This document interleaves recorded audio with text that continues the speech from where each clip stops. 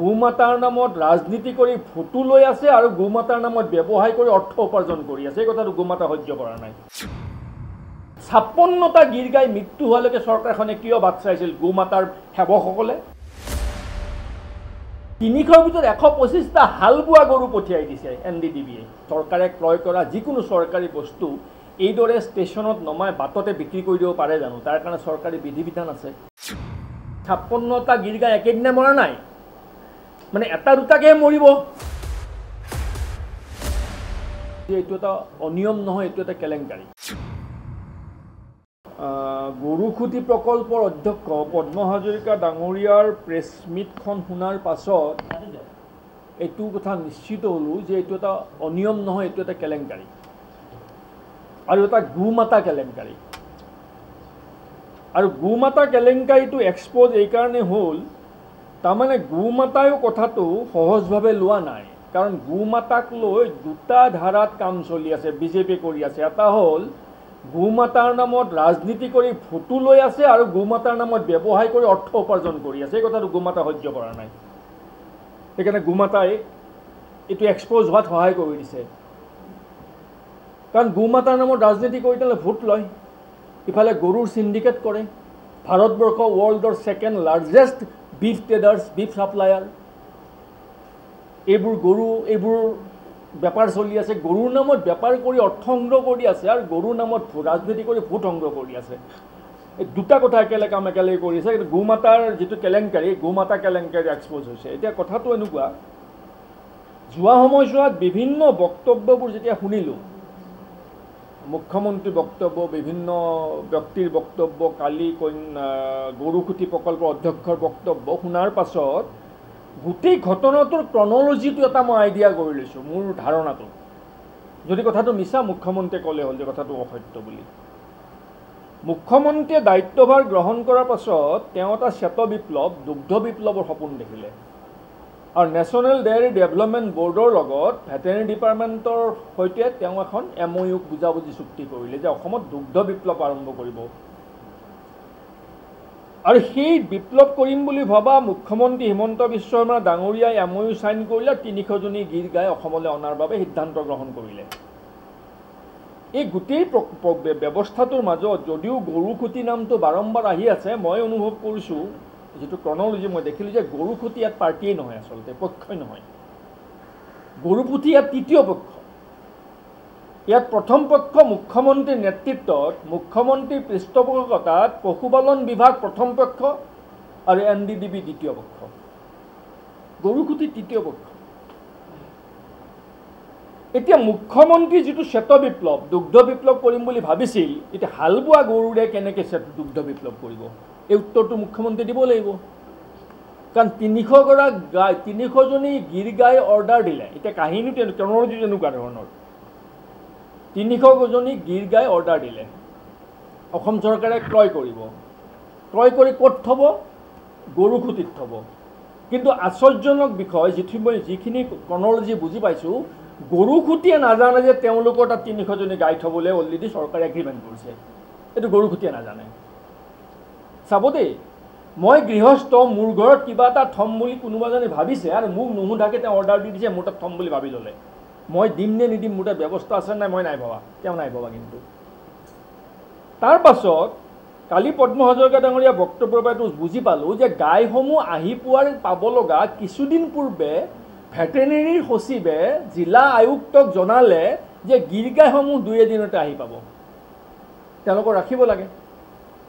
তেতিয়া গৰুখুটি প্ৰকল্প জনালে যে 300 গীৰ গাই আমাৰ তাত ৰখাৰ ব্যৱস্থা নাই, আমাৰ তাত খুব বেছি 200 বা 210গৰাকী গীৰ গাইহে ৰাখিব পাৰিম। গতিকে সিদ্ধান্ত ল'লে যে 90গৰাকী গীৰ গাই বাহিৰে ৰঙিয়াৰ পৰাই বিক্ৰী কৰি দিব। বিক্ৰী কৰি দিলে। বিক্ৰী কৰোঁতে কাৰোবাৰ ভাগত পৰিল, যি পৰিল, সেইটো বিষয়ে আৰু মই নকওঁ, কাৰণ মই মূল কেলেংকাৰীটোলৈহে মই কনচেনট্ৰেট কৰিব বিচাৰিছোঁ। তাৰ পাছত ৰাজসাহায্যৰ বিষয়টো ওলাল। এই গোটেই পটভূমিৰ মূল যিটো এপিচেণ্টাৰ, সেইটো আছিল ৰাজসাহায্য। ৰাজসাহায্যৰ পৰা গৈ গীৰ গাই পালেগৈ, গীৰ গাইৰ পৰা গৰুখুটি পালেগৈ, এতিয়া গৈ ভেটেনেৰী ডিপাৰ্টমেণ্ট মুখ্যমন্ত্ৰী পাইছে। এইটো এটা বৃহৎ গোমাতা কেলেংকাৰীলৈ পৰ্যবেক্ষিত হ'ল। যেতিয়া গীৰ গাই বিক্ৰী কৰা বিষয়টো ওলাইছিল তেতিয়া মুখ্যমন্ত্ৰী ডাঙৰীয়া এখন প্ৰেছ মিট কৰি সংবাদ মাধ্যমক বক্তব্য কেইটামান দিছিল। মুখ্যমন্ত্ৰী বক্তব্যটো মূল সাৰাংশটো আছিল যে গাইসমূহ মৰিবলৈ লৈছে, মোৰ তেখেতৰ খুব টেনশ্যন হৈছে, মই বিচাৰিছোঁ যেনে তেনে গাইসমূহ বিচাৰি থাকক, কাৰোবাক দি দিয়ক, কোনোবাই লৈ যাওক। গতিকে বিধায়কসকলে গাই ক্ৰয় কৰিছে, আপোনালোকে কিয় বেয়া পাইছে, ভাল আশীৰ্বাদ পাব, ভালহে পাব লাগে, এইটো মুখ্যমন্ত্ৰীৰ বক্তব্য। তাৰমানে মুখ্যমন্ত্ৰীৰ বক্তব্যৰ অনুযায়ী গীৰ গাইসমূহ মৰিবলৈ লৈছিল, গতিকে যিকোনোবাই কাৰোবাক দিবলৈ ক'লে আৰু বিধায়ক মন্ত্ৰী কিছুমানে সেই গীৰ গাইসমূহ কিনি ল'লে। তেওঁলোকে মহানুভৱতাৰ পৰিচয় দিলে। মুখ্যমন্ত্ৰীৰ বক্তব্য শুনাৰ পাছত এটা মুহূৰ্তৰ কাৰণে ময়ো ৰৈ গ'লোঁ যে হয় চাগে পৰম মানৱতাৰ মহানুভৱতাৰ গোমাতাক শ্ৰদ্ধা জনাই হিমন্ত বিশ্ব শৰ্মা ডাঙৰীয়া চৰকাৰৰ মন্ত্ৰী বিধায়কসকলে এটা মহৎ কাম সম্পাদন কৰিছে, আমি এনেই দোষাৰোপ কৰি আছোঁ। মোৰ প্ৰথমতে এটা মুহূৰ্তৰ কাৰণে মোৰ সেই ধৰণৰ ভাৱ এটা হ'ল। তাৰপিছত যেতিয়া গোটেই ক্ৰনলজিটো মিলালোঁ আৰু যোৱাকালি পদ্ম হাজৰিকাৰ প্ৰেছ মিটখন শুনিলোঁ, তাৰ পাছতহে কথাটো গম পালোঁ। গীৰ গাই আনিব, কথাটো হ'ল ভেটেনেৰি ডিপাৰ্টমেণ্টে মুখ্যমন্ত্ৰীৰ নিৰ্দেশত গীৰ গাই কিনাৰ সিদ্ধান্ত ল'লে। কাৰণ যোৱাকালি পদ্ম হাজৰিকা ডাঙৰীয়াই কৈছে যে মুখ্যমন্ত্ৰীৰ পৰামৰ্শমত গীৰ গাই তেওঁৰ উদ্যোগত লোৱা হৈছে। এতিয়া মুখ্যমন্ত্ৰী আৰু পশুপালন বিভাগে 300 গৰাকী গীৰ গাই অৰ্ডাৰ দিলে। গৰুখুটিয়ে নাজানে, গৰুখুটিক সোধা নাই, গাইসমূহ গুৱাহাটী আহি পাব হ'ল, তেতিয়া গম পালে যে গৰু 300 আহিব আৰু তাত থ'ব ফাৰ্মত। তেওঁলোকে ক'লে আমাৰ তাত গোহালি নাই, গতিকে 90জনী গৰু ৰঙিয়াৰ প্ৰায় 90জনী গীৰ গাই বিক্ৰী কৰি দিলে। এইটো হ'ল কাহিনী। বাকীবোৰ গীৰ গাই যেতিয়া গৰুখুটি পালেগৈ, লাহে লাহে গৰুখুটিত গীৰ গাইবোৰ মৰিবলৈ আৰম্ভ কৰিলে। 300 গৰাকী গীৰ গাইৰ ভিতৰত 90 গৰাকী বিক্ৰী কৰিলে, 56জনী তাৰ গীৰ গাই মৃত্যু হ'ল, বেমাৰ হৈ। তেতিয়া পদ্ম হাজৰিকা ডাঙৰীয়াই, যিটো মই বুজি আছোঁ, তেখেতে মুখ্যমন্ত্ৰীক হেঁচা প্ৰয়োগ কৰি যে গাইবোৰ মৰি আছে, এইবোৰ উন্নত মানদণ্ডৰ গাই নহয়, আৰু তাৰ ভিতৰত 125টা হাল বোৱা গৰু, গীৰ গাই নহয়, গাখীৰ নিদিয়ে, হাল বায়। গতিকে 300ৰ ভিতৰত 125টা হাল বোৱা গৰু পঠিয়াই দিছে NDDB-য়ে হিমন্ত বিশ্ব শৰ্মা ডাঙৰীয়াৰ অনুগ্ৰহত। এই প্ৰেছাৰটো যেতিয়া দিব আৰম্ভ কৰিলে, তেতিয়া মুখ্যমন্ত্ৰীয়ে বোধহয় ক'লে যে এই গাইসমূহ আপোনালোকে যিমান কম দাম যেনেকৈ পাৰে বিক্ৰী কৰি দিয়ক।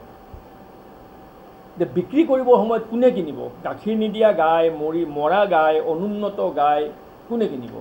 গতিকে কোনো কিনা নাই। তেতিয়া দামবোৰ 89,000কে বোধহয় ক্ৰয় কৰিছিল। লাষ্টত এই গাইসমূহ 66কে বিক্ৰী কৰিবলৈ তেওঁলোকে সিদ্ধান্ত ল'লে। আৰু 66কে বিক্ৰী কৰিবলৈ সিদ্ধান্ত লোৱাৰ পাছত এতিয়া কথাবোৰ হ'ল, মূল কথাবোৰ আমি আহোঁ। গোহালিৰ ব্যৱস্থা নকৰাকৈ নেশ্যনেল ডেইৰী ডেভেলপমেণ্ট বৰ্ডৰ পৰা 300 গীৰ গাই কিনিবলৈ সিদ্ধান্ত লৈছিল কিয়? কাৰ ৰাজনৈতিক স্বাৰ্থত বা ব্যৱসায়িক স্বাৰ্থত এই সিদ্ধান্ত লোৱা হৈছিল? এইটো প্ৰথম প্ৰশ্ন। গীৰ গাইসমূহ অহাৰ গুৱাহাটী অসম আহি পোৱাৰ প্ৰাক মুহূৰ্তত যেতিয়া গম পালে যে গীৰ গাইসমূহৰ থ'বলৈ ঠাই নাই, 90টা গীৰ গাই বাহিৰে বাহিৰে ৰঙিয়াৰ পৰা বিক্ৰী কৰিবলৈ সিদ্ধান্ত ল'লে। এই সিদ্ধান্তটো ক'ত অনুমোদন হৈছিল? চৰকাৰী যিকোনো সামগ্ৰী, চৰকাৰে ক্ৰয় কৰা যিকোনো চৰকাৰী বস্তু এইদৰে ষ্টেচনত নমাই বাটতে বিক্ৰী কৰি দিব পাৰে জানো? তাৰ কাৰণে চৰকাৰী বিধি বিধান আছে। সেই বিধি বিধান ফ'ল' কৰা হৈছিল নে নাই? যি 210 গৰাকী 10জনী গীৰ গাই গৰুখুটি পালেগৈ, তাৰে 56জনী যেতিয়া মৃত্যু হ'ল, 56জনী মৃত্যুলৈকে চৰকাৰ বাট চাইছিল কিয়? যেতিয়া গীৰ গাইখিনি তাত পালেগৈ, গীৰ গায়ে গাখীৰ নিদিয়ে, হাল বায়, সেই গীৰ গাই দুৰ্বল, অনুন্নত, মৃত্যু হ'বলৈ আৰম্ভ কৰিছে। কাৰণ 56টা গীৰ গাই একেদিনাই মৰা নাই, মানে এটা দুটাকৈ মৰিব। এটা দুটাকৈ যেতিয়া মৰিব আৰম্ভ কৰিছিল, চৰকাৰে তাৎক্ষণিকভাৱে সেই গীৰ গাই যোগান ধৰা সেই ফাৰ্মখনৰ বিৰুদ্ধে লিগেল একশ্যন লৈছিল নে নাই? সেই গীৰ গাইসমূহ ঘূৰাই দিয়াৰ ব্যৱস্থা কৰিলে নে নাই? 56টা গীৰ গাই মৃত্যু হোৱালৈকে চৰকাৰখনে কিয় বাট চাইছিল? গোমাতাৰ সেৱকসকলে, সেই গোমাতাৰ মহান সেৱকসকলে, হিমন্ত বিশ্ব শৰ্মাৰ নেতৃত্বৰ গোমাতাৰ মহান সেৱকসকলে 26টা গীৰ গাইৰ অকাল মৃত্যুলৈকে কিয় বাট চাই আছিল? তেওঁলোকৰ জীৱন সুৰক্ষিত কৰাৰ কাৰণে ব্যৱস্থা গ্ৰহণ নকৰিলে কিয়? তেওঁলোকক ঘূৰাই নপঠালে কিয়? আৰু হাল বোৱা গৰু যোগান ধৰা ফাৰ্মখনৰ বিৰুদ্ধে লিগেল একশ্যন লোৱা হ'ল নে নাই, এই কথাবোৰ তদন্ত হ'ব লাগিব নহয়। গতিকে যোৱাকালিলৈকে যিটো আমি সাধাৰণ অনিয়ম বুলি ভাবি আছিলোঁ, সেই অনিয়মটো আচলতে এটা বৃহৎ গোমাতা কেলেংকাৰীলৈ পৰ্যবেক্ষিত হৈছে। গতিকে আমি এই গোমাতা কেলেংকাৰী তদন্ত বিচাৰিছোঁ। আমি যিকোনো নিৰপেক্ষ এজেঞ্চিৰ দ্বাৰা এই বিষয়টো তদন্ত কৰিবলৈ আমি দাবী জনাইছোঁ। ইয়াত মুখ্যমন্ত্ৰী আৰু পশুপালন বিভাগৰ ইণ্টাৰেষ্ট কি স্বাৰ্থ নিহিত আছিল সেইটো তদন্ত আওতাত আহিব লাগিব। মুখ্যমন্ত্ৰীয়ে যিধৰণে কৈছিল যে আপোনালোকৰ ইমান এনেকুৱা ধৰণৰ বাতৰি কিয় পৰিৱেশন কৰি আছে, গাইসমূহৰ জীৱন সুৰক্ষিত কৰিবলৈ, আমাৰ বিধায়কসকলে গাইসমূহৰ জীৱন সুৰক্ষিত কৰিবলৈ চেষ্টা কৰিছে। মই কৈছোঁ যেনে তেনে এইবোৰ দি দিয়ক, যেনে তেনে দি দিয়ক। কিয় যেনে তেনে দি দিব? চৰকাৰে আঁচনিত ক্ৰয় কৰা এটা প্ৰকল্পৰ বাবে ক্ৰয় কৰা গাইসমূহ যেনে তেনে যাকে তাকে দি দিবলৈ মুখ্যমন্ত্ৰী কেনেকৈ ক'ব পাৰে? মুখ্যমন্ত্ৰীৰ পৈতৃক সম্পত্তি নেকি এইবোৰ? নোৱাৰিব নহয় ক'বলৈ। মুখ্যমন্ত্ৰীয়ে তদন্ত কৰিব লাগিব, তেওঁ ৰাজধৰ্ম পালন কৰিব লাগিব যে কিয় হাল বোৱা গৰু দিলে, কিয় গৰু মৃত্যু হৈছে, কিয় গাইবিলাক অনুন্নত প্ৰজাতিৰ দিয়া হ'ল, সেইবোৰ তদন্ত কৰিব লাগিছিল। মুখ্যমন্ত্ৰীৰ দায়িত্ব সেইটো। গতিকে ক্ৰনলজিটো এই ধৰণৰ যে গাইসমূহ কাকো নুসুধাকে মুখ্যমন্ত্ৰীয়ে নিজৰ প্ৰচেষ্টাত পশুপালন বিভাগৰ দ্বাৰা NDDBৰ লগত, নেশ্যনেল ডায়েৰী ডেভেলপমেণ্ট NDDBৰ লগত MOU চাইন কৰিলে, 300 গাই অনাৰ ব্যৱস্থা কৰিলে। গাইসমূহ গুৱাহাটী পোৱাৰ আগতে জিলা আয়ুক্তক জনালে বিভাগে যে গাইসমূহ আহি পাব। তেওঁলোকে গৰু খুঁটি জনালে, গৰু খুঁটি ক'লে আমাৰ তাত গাই থ'বলৈ জেগা নাই, গোহালিৰ ব্যৱস্থা নাই। লগে লগে তেওঁলোকে সিদ্ধান্ত ল'লে। সিদ্ধান্ত নিশ্চয় মুখ্যমন্ত্ৰীয়ে লৈছে যে ৰাস্তাৰ পৰাই তেতিয়ালৈ 90 গৰাকী গাই বিক্ৰী কৰি দিব লাগে। 90 গৰাকী গাই ৰঙিয়াত বিক্ৰী কৰি দিয়া হ'ল, উইদাউট টেণ্ডাৰ, উইদাউট কোনো গভৰ্ণমেণ্ট ফৰ্মেলিটিজ নাই। বাকী 210 গৰাকী গাই গৰু খুঁটিলৈ গ'ল। সেই 210 গৰাকী গাইৰ পৰা 56জনী গাই মৰিলে। তাৰপাছত গৰু খুঁটি প্ৰকল্পই গম পালে যে সেইবোৰ হাল বোৱা গৰু গাই নহয়, 125 গৰাকী হাল বোৱা গৰু আছে। লগে লগে গৰু খুঁটি প্ৰকল্পৰ পৰা মুখ্যমন্ত্ৰীয়ে হেঁচা প্ৰয়োগ কৰিলে যে এই গাইসমূহ ঘূৰাই লৈ যাব লাগে, যিহেতু গৰু খুঁটি সুধি কামটো কৰা নাছিল। গতিকে গৰু খুঁটিয়ে ৰিক্স ল'ব খোজা নাই, মই যিটো বুজি আছোঁ। তেতিয়া মুখ্যমন্ত্ৰীয়ে ক'লে যে কেনেবাকৈ গাইবোৰ কাৰোবাক দি দিয়ক, যেনেকৈ তেনেকৈ দি দিয়ক। সেই যেনেকৈ তেনেকৈ দি দিবলৈ প্ৰচেষ্টা আৰম্ভ কৰিলে। কোনো নিকিনে, গাখীৰ নিদিয়ে গৰু, গাই কোনে কিনিব? যেতিয়া কোনো নিকিনা আৰম্ভ হ'ল তেতিয়া তেওঁলোকে তাৰ দাম কমাই দিলে। 89,000 টকাৰ গৈ গাইজনী 66,000 টকাত দিবলৈ সিদ্ধান্ত ল'লে। তাৰ পাছতো গাই বিক্ৰী নহ'ল। তাৰপাছত এই কাহিনীটো এই ধৰণৰ। গতিকে এই গোটেই কাহিনীটো আৰু মূল মানুহজন হ'ল মুখ্যমন্ত্ৰী হিমন্ত বিশ্ব শৰ্মা ডাঙৰীয়া আৰু পশুপালন বিভাগ। গতিকে এই গোটেই বিষয়টো গোমাতা কেলেংকাৰীৰ তদন্ত হোৱা উচিত আৰু দুখীয়া শাস্তি পোৱা উচিত। কি ব্যৱস্থাৰে কি প্ৰক্ৰিয়াৰে এই সিদ্ধান্তবোৰ লৈছিল, এই গোটেই বিষয়টো তদন্তৰ আওতাত আহিব লাগে। ধন্যবাদ। হ'ব, প্ৰশ্ন কেইটামান আছিলে। প্ৰথম প্ৰশ্নটো হৈছে গোটেইকেইগৰাকী ৰাজনৈতিক ব্যক্তিৰ যিকেইটা মন্তব্য, বিশেষকৈ গৰু চোৰৰ যি লিষ্টখন ওলাইছিলে তাত আপোনালোকে দেখিছে যে আমি যেতিয়া প্ৰশ্ন কৰিছোঁ তেওঁলোকৰ মন্তব্যবিলাক মিলা নাই। প্ৰথম দিনাখন জয়ন্ত মল্লবৰুৱাই যিটো কথা কৈছে, কালি পদ্ম হাজৰিকাই যিটো কথা কৈছে, সম্পূৰ্ণ এটা বিপৰীত স্থিতি। আৰু RTI যিখন তথ্য সেইখনতো সেই কথাটোকে মই কৈছোঁ যে গোটেই ক্ৰনলজিটো আচলতে গোটেই বিষয়টো জটিল কৰিছে চৰকাৰে নিজেই। চৰকাৰে যদি আৰম্ভণিতে মুখ্যমন্ত্ৰীয়ে গোটেই বিষয়টো, গোটেই স্ক্ৰিপ্ট বুলি কৈছোঁ, গোটেই স্ক্ৰিপ্টখন যদি ধুনীয়াকৈ বুজাই দিলেহেঁতেন ইমান বিভ্ৰান্তি নহ'লহেঁতেন। এতিয়া কোনে কাক কি ধৰণে বিশেষণ লগাইছে সেইটো কথাত আমাৰ দল হিচাপে আমি সেই বিষয়ত আমি নকওঁ, কাৰণ সেই বিষয়খন আমি নলগাওঁ, আমি নকওঁ। কথাটো হ'ল যে গাইসমূহ গোহালিৰ অভাৱতহে এইসকলক বিক্ৰী কৰা হৈছিল। সেইটো হ'ল প্ৰথম সত্য। সেই সত্যটো বুজি লওক। গাই মুখ্যমন্ত্ৰীয়ে কোৱাৰ দৰে গাইসমূহ মৃত্যু হোৱাৰ কাৰণে বিক্ৰী কৰা নাই, বা মৃত্যু হোৱাৰ কাৰণে মহানুভৱতা দেখুৱাই তেওঁলোকে ক্ৰয় কৰা নাই। গাইসমূহ গৰু খুঁটি পোৱাৰ আগত ৰঙিয়াত বিক্ৰী কৰা হৈছে, সিদ্ধান্ত চৰকাৰৰ, কাৰণ তাত গোহালিৰ ব্যৱস্থা নাই, সেইকাৰণে বিক্ৰী কৰা হৈছে। তাৰ পাছতহে গাই মৰিছে, তাৰ পাছতে গাই গাখীৰ নাই দিয়া বুলি গম পাইছে, তাৰ পাছতে এইবোৰ হাল বোৱা গৰু বুলি গম পাইছে, এইবোৰ পিছৰ কথা।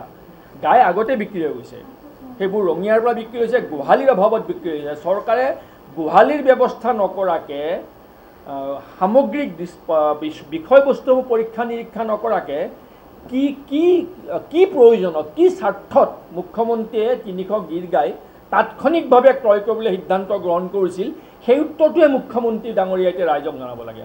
কাৰণ এই গোটেই বিষয়টোৰ এপিক চেণ্টাৰটো কিন্তু মুখ্যমন্ত্ৰীলৈ আহি গ'ল। মুখ্যমন্ত্ৰী এপি চেণ্টাৰ ইয়াত, অন্যবোৰ নহয়, অন্যবোৰ পাৰ্শ্ব চৰিত্ৰ, এপি চেণ্টাৰটো মুখ্যমন্ত্ৰী। যি গৰু মৰা হৈছিলে বুলি কালি পদ্ম হাজৰিকাও কৈছে বা তেওঁলোকৰ তৰফৰ পৰা কৈ থকা হৈছে যে এদিন দুদিনত গৰু মৰি আছে, কিন্তু যিখন RTI তথ্য তাত এটা কথা খুবেই স্পষ্টকৈ আছে যে তেওঁলোকে যেতিয়া আনিছিলে, অনাৰ সময়ত যিবিলাক নৰ্মছ সেয়া ভাইলেট কৰিছে, সেইবাবে গৰু মৰিছে। 56 জনী যিটো ডাটা দিয়া হৈছিলে, গতিকে সেই ক্ষেত্ৰত কি ক'ব? তাৰ সমান্তৰালকৈ যিখিনি গৰু মতা মাইকী বা উভতাই দিয়া যিটো প্ৰক্ৰিয়া, প্ৰায় 7 মাহ সময় লাগিছিলে। গৰুখিনি যেতিয়া আনিলে 7 মাহ সময় কেনেকৈ লাগিলে মতা মাইকী চিনিবলৈ বা বেমাৰী গৰু বুলি ইমান এটা দীঘলীয়া সময় কেনে লাগিলে বুলি ভাবে? 7 মাহ সময় লাগিছে। সাংঘাতিক ব্যাপক কেলেংকাৰী। নেশ্যনেল ডায়েৰী ডেভেলপমেণ্ট বৰ্ডটো কেন্দ্ৰীয় চৰকাৰৰ এটা সংস্থা, গতিকে গোটেই কেলেংকাৰীটো কেন্দ্ৰীয় চৰকাৰে ইয়াৰ সম্পূৰ্ণ তদন্ত কৰিব লাগে, কাৰণ মুখ্যমন্ত্ৰী ইয়াৰ লগত জড়িত আৰু কেন্দ্ৰীয় চৰকাৰৰ এটা সংস্থা জড়িত হৈ আছে। গতিকে ব্যাপক কেলেংকাৰী হোৱা যিটো কথা আপোনালোকে যিটো কৈ আছে যে তথ্য বিভ্ৰাট যিমান হৈছে, মইতো প্ৰশ্ন উত্থাপন কৰিছোঁ, কোনটো সঁচা? মুখ্যমন্ত্ৰীয়ে কোৱাটো সঁচা নে জয়ন্ত মল্ল বৰুৱাই কোৱাটো সঁচা নে পদ্ম হাজৰিকাই কোৱাটো সঁচা? গোটেইকেইটা প্ৰশ্ন উত্থাপন কৰিলোঁ। গতিকে এইবোৰৰ উত্তৰ দিলেহে আমি গম পাম আচলতে প্ৰকৃততে হৈছে কি। তদন্ত উচ্চ পৰ্যায়ৰ তদন্ত লাগে, আৰু কেন্দ্ৰীয় চৰকাৰে এটা সময়ত LOC কেলেংকাৰীৰ সময়ত তেতিয়া অতি উচ্চ পৰ্যায়ৰ সংস্থাই তদন্ত প্ৰক্ৰিয়া চলাইছিল, এতিয়াও চলাব লাগে। এইটো LOCতকৈ বহু ওপৰৰ কেলেংকাৰী সম্ভৱতঃ, কাৰণ বিভিন্ন ইয়াৰ লগত কথা জড়িত হৈ আছে, কাৰণ তেওঁলোকৰ ৰাজনৈতিক যিটো অস্ত্ৰ, এইটো গো মাতাক লৈ তেওঁলোকে ৰাজনীতি কৰে, আৰু আজি সেই গো মাতাৰ লৈয়ে তেওঁলোকে এনেকুৱা ধৰণৰ দুৰ্নীতি কেলেংকাৰীত জড়িত হৈছে। তাৰ উপৰিও চিণ্ডিকেটৰ কথাটো আমি নকওঁৱেই, গৰু চিণ্ডিকেটৰ কথা চলি থকা কথা বিভিন্ন সময়ত সবিস্তাৰে প্ৰকাশ হৈ আছে। বিভিন্ন সময়ত ঘটনা পৰিঘটনা, লখিমপুৰত কোনে কেলেংকাৰী কৰে, কোনে পইচা কালেকশ্যন কৰে, কোনফালে আহে, কেনেকৈ যায়, কোন বাটেৰে যায়, এইবোৰতো যদিও মানে প্ৰমাণিত হোৱা নাই, সকলোৱে জানে, হয় নহয়? কিমান পইচা কালেকশ্যন হয়, ভাগ কিমান পায়, কাৰ ঘৰ কিমান ধুনীয়া, কাৰ ঘৰৰ ওপৰত হেলিকপ্টাৰ পৰিব পাৰে, এইটো চব গম পায় ৰাইজে। আপোনালোকে বিচাৰ কৰি লওক, আমি কৈ দিছোঁ আভাসটো। গতিকে এই গোটেই কেলেংকাৰী, ইয়াৰ লগত গৰুৰ লগত যিটো ভয়াৱহ শেহতীয়াকৈ কেলেংকাৰী কৰিলে, চূড়ান্ত অন্যায় কৰিলে, সাংঘাতিক অভিশাপ আৰু পাপ লাগিব। কাৰণ গীৰ গাই কোন কোন অঞ্চলৰ পৰা আপোনালোকে জানে যে গীৰ পৰ্বতমালা হৈ গ'ল হিন্দু আৰু জৈন ধৰ্মীয় মানুহৰ কাৰণে অতি পবিত্ৰ স্থান। তাৰ পাদদেশত যিবোৰ গাই জন্ম বা প্ৰতিপালন কৰা হয়, গিৰানা বুলি অঞ্চল, তাৰ পৰা গীৰ গাই আনিছে। সেইটো সকলোৰে অতি মানে এটা সন্মানৰ ঠাই, সনাতনী হিন্দু ধৰ্ম সংস্কৃতিৰ কাৰণে। গতিকে সেই কথাও মুখ্যমন্ত্ৰীয়ে এতিয়া ইমান গৰুৰ নামত তেওঁলোকে ৰাজনীতি কৰে, গো মাতাৰ নামত, আজি সেইবোৰ কথা মুখ্যমন্ত্ৰীয়ে পাহৰি গৈছে।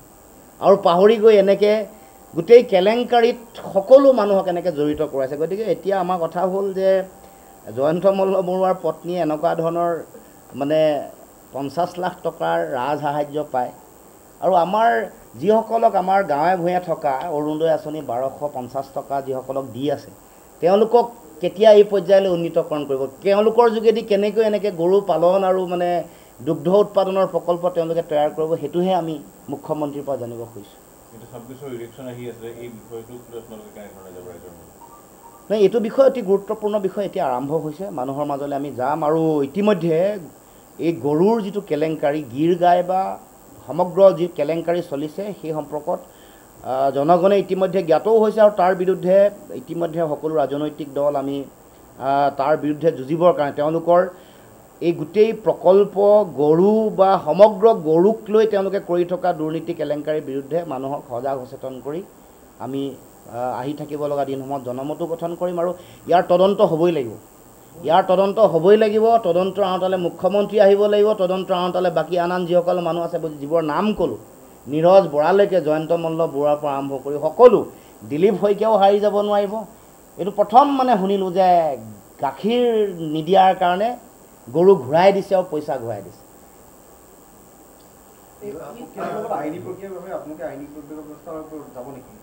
মানে সেই সকলো কথা পৰ্যালোচনা কৰিম। আমাৰ দুৰ্ভাগ্য যে গৰুৱে কথা ক'ব নোৱাৰে। গৰুৱে কথা ক'ব পৰা হ'লেতো তদন্তটো কেতিয়াবা সাদি লৈ গ'লহেঁতেন। গৰুৱে কথা ক'ব নোৱাৰে, কিন্তু গৰুৰ আত্মা আছে, অনুভৱ আছে। গতিকে আমি ভাবোঁ যে সনাতনী হিন্দুৰ যিটো তত্ত্ব, সেই তত্ত্ব সুৰক্ষিত কৰাৰ কাৰণে আমিও দায়বদ্ধ। তাৰ কাৰণে আমি অপ্ৰাণ চেষ্টা কৰিম যে হিন্দু ধৰ্মৰ, সনাতনী হিন্দু ধৰ্মৰ নামত ৰাজনৈতিক বেপাৰ কৰা বিজেপিক এক্সপ'জ কৰি প্ৰকৃতাৰ্থত সনাতনী ধৰ্মৰ অস্তিত্বৰ মৰ্যাদা সুৰক্ষিত কৰাৰ কাৰণে আমিও দায়বদ্ধ।